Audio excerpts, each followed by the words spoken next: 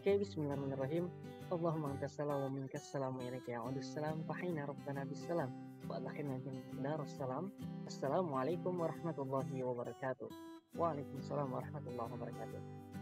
Terima kasih kepada teman-teman semua yang telah menyempatkan waktunya untuk menonton sebuah presentasi yang insya Allah akan saya paparkan, yang dimana insya Allah presentasi ini akan membawa keberuntungan kita dalam mendidik suatu siswa. Ya baiklah, pada kesempatan kali ini pada tugas presentasi ilmu komunikasi pendidikan yang telah diberikan waktunya kepada saya, Boy Shihab, sebagai Prodi Pendidikan Umat Islam dengan nomor induk mahasiswa 2042056 oleh Bapak Imam Mujono untuk memaparkan sebuah presentasi di mana presentasi ini insya Allah akan membawa kita kepada jenjang yang lebih serius dalam mendidik siswa, di mana pada kesempatan kali ini kita akan membahas bagaimana seni dan keterampilan komunikasi pendidikan dalam membawa siswanya. Nah, baiklah, pada kesempatan kali ini kita akan membahas dari urgensi guru dalam mendidik siswa, kemudian indikatornya, dan langkah-langkah menjadi guru yang inspiratif untuk menjadi guru inspiratif pada siswa. Oke, baiklah, sebelum itu marilah kita akan membahas apa yang akan kita bahas pada materi ini, yang dimana pertama akan kita bahas mengenai suatu pendidikan. Nah, teman-teman sendiri tahu nggak sih apa yang dimaksud dengan pendidikan? Pendidikan sendiri itu sebenarnya ya teman-teman, suatu proses belajar kita dalam mendidik seorang siswa agar siswa tersebut itu mampu memahami materi yang kita ajarkan, yang dimana proses di sini atau proses pendidikan ini harus memiliki sebuah rangkaian khusus dan terencana agar guru dapat memaparkan sebuah materi dengan sangat baik dan benar. Dan disinilah terciptanya suatu generasi unggulan, atau biasanya kita di Ulil Albab ini menjadikan seorang mahasiswa dan guru menjadi insan rahmatan lil alamin, insan Ulil Albab. Oke, baiklah. Kenapa sih dalam berkomunikasi kepada siswa itu kita harus benar-benar serius? Nah, di sini teman-teman, jadi jika kita ingin membangun sebuah generasi, maka kita harus bisa berkomunikasi kepada seseorang yang akan membangun generasi tersebut. Dan di sini kita akan membahas bagaimana cara kita berkomunikasi kepada generasi yang akan kita bahas, di mana nanti seorang siswa akan bisa benar-benar paham dari materi yang kita ajarkan. Nah, oleh karena itu, dalam kategori di sini, komunikasi sangatlah penting dalam membangun suatu keterampilan kepada siswanya. Karena di sini merupakan suatu proses belajar, yang dimana dari hadis Nabi SAW sendiri menyebutkan khairukum man ta'allama al-Qur'an wa 'allamahu. Sebaik-baik kalian adalah yang belajar Al-Qur'an dan mengajarkannya. Dan di sini kenapa kata mengajarkan sangatlah penting? Nah, teman-teman sendiri harus tahu nih teman-teman, karena sebaik-baik belajar adalah mengajar. Nah, di sini ketika kita mengajarkan sebuah materi kepada teman-teman atau santri atau kepada siswa, kita akan lebih memahami materi yang kita kuasai ketika di kelas. Bahkan kita akan menemukan cara lain dalam menyampaikan materi tersebut. Ketika seorang siswa sulit dalam menangkap suatu materi pada seorang guru A, maka ketika kita mengajarkan dengan materi yang dengan cara atau dengan metode atau cara yang berbeda, maka insya Allah siswa tersebut akan benar-benar memahami materi yang disampaikan oleh guru si A yang dia tidak pahami ketika di kelas tersebut. Disinilah sebaik-baik orang yang belajar itu adalah yang mengajarkannya. Oke, baiklah, kita akan membahas kepada suatu materi dalam presentasi ini. Yang pertama adalah urgensi guru yang inspiratif. Nah, guru itu kenapa sih harus inspiratif? Karena guru adalah kunci utama dalam proses suatu pembelajaran di teman. Maka dari hal itu, kita harus memerlukan seorang guru yang profesional dan juga memiliki metode khusus dalam menyampaikan materinya kepada siswa, agar siswa nanti mampu menyerap materi yang telah dipaparkan oleh guru tersebut. Nah, disinilah kita perlu yang namanya guru profesional agar memiliki suatu kreativitas dan inovatif tersendiri dalam menyampaikan materi kepada murid-muridnya. Nah, bagaimana sih guru yang profesional itu? Ini kita akan sedikit membahasnya teman-teman.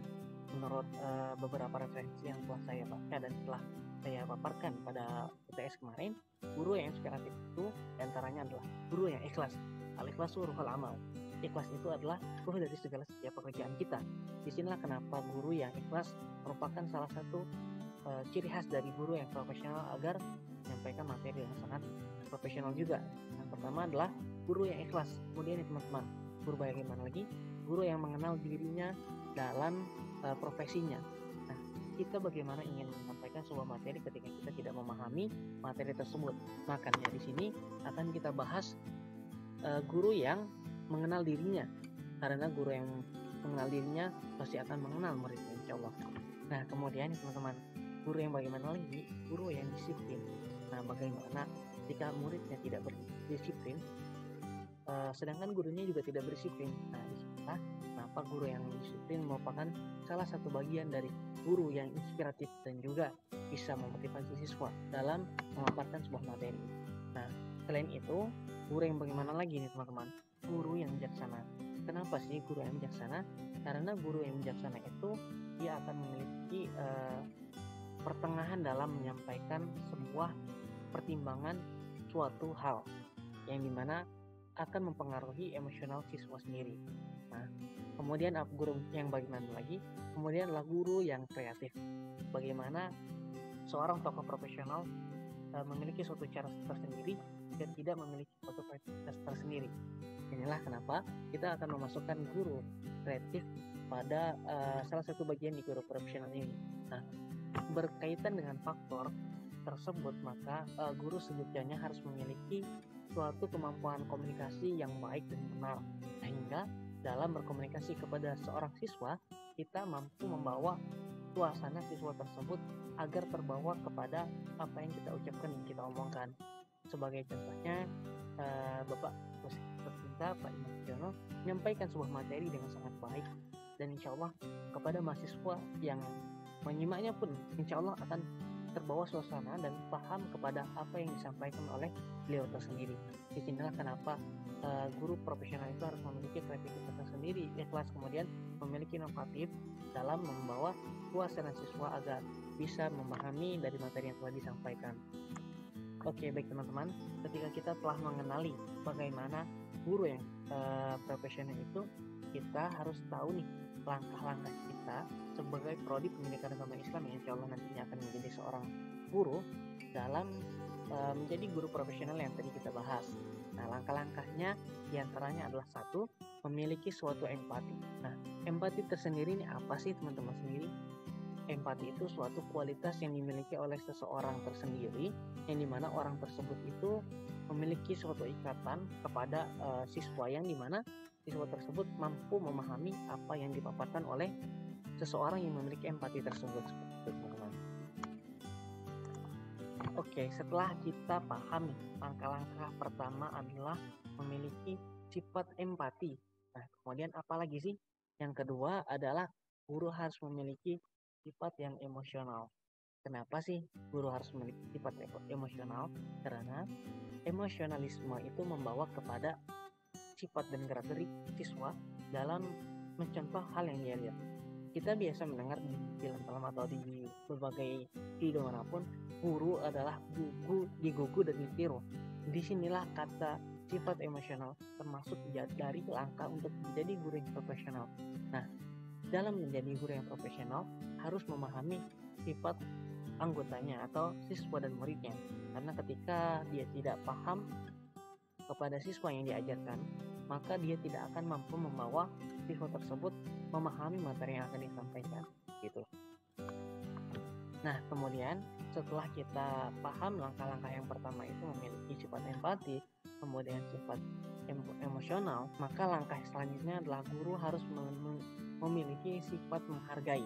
Di antara sifat menghargai tersebut, sebagaimana contohnya ketika seseorang siswa terbilang tidak paham materi atau kita bilang jahil, maka sikap guru tersebut bagaimana menyikapi seorang siswa ini. Ketika siswa ini langsung dijudge atau langsung dihujat atau kita omongkan langsung kepada siswanya sebagaimana sifatnya, misalkan bodoh, kita sebut dia bodoh, maka disinilah sifat profesional itu tidak ada. Maka harus memiliki sikap menghargai. Bagaimana cara kita untuk menanggapi siswa yang tadi terbilang jahil? Kita harus tahu cara menghargai seorang siswa.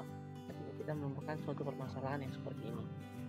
Nah, kemudian selain empati, sifat emosional, memiliki menghargai siswanya, maka langkah selanjutnya dalam menjadi seorang guru yang profesional, ini kita harus menumbuhkan suatu keterampilan verbal dalam diri kita.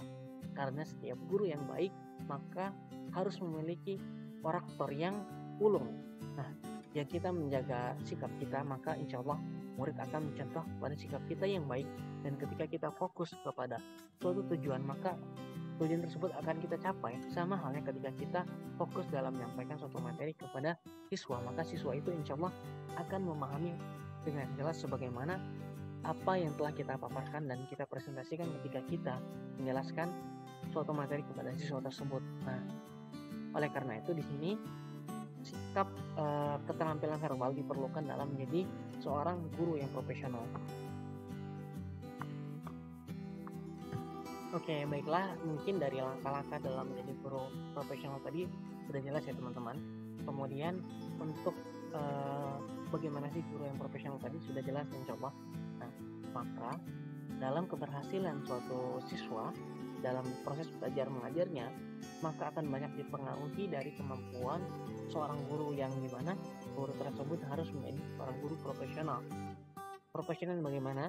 Bagaimana yang telah kita paparkan tadi, harus memiliki sikap bijak, emosional, kemudian empati, menghargai, dan memiliki kemampuan verbal dalam menyampaikan suatu perihal materi dan materi yang diajarkan. Nah, meliputi kompetensi tersebut, guru juga harus memiliki sifat pedagoik, kemudian kompetensi kepribadiannya, kemudian kompetensi sosial dan kompetensi profesional. Nah, di antara guru yang menyajikan paikam berperan sebagai seseorang guru yang inspiratif. Adapun beberapa kriteria yang standar dalam guru inspiratif itu adalah guru yang profesional, sebagaimana dia itu menguasai materi pembelajaran, kemudian dapat menggunakannya, dapat menjelaskan materinya itu bagaimana santri atau murid yang dijelaskan itu paham dari penjelasan yang diajarkan oleh guru tersebut. Nah, kemudian dalam kemampuan belajar mengajarnya, dia memiliki sifat verbal yang dimana mampu membawa suasana pembelajaran agar santri dan siswa itu memahami materi yang kita ajarkan kepada siswa-siswa tersebut. Nah, mungkin cukup sekian dari pemaparan materi yang saya jelaskan, yaitu adalah seni dan komunikasi dalam menjadi seorang guru inspiratif dan profesional dalam menyampaikan suatu materi. Kurang dan lebihnya saya mohon maaf kepada Bapak dosen kita. Assalamualaikum warahmatullahi jami'an. Saya meminta maaf dari teman-teman jika ada salah kata patah yang telah saya sampaikan pada pemaparan materi kali ini. Yang cukup sekian yang bisa saya sampaikan. Wabillahi taufiq wal hidayah. Syukran. Wassalamualaikum warahmatullahi wabarakatuh.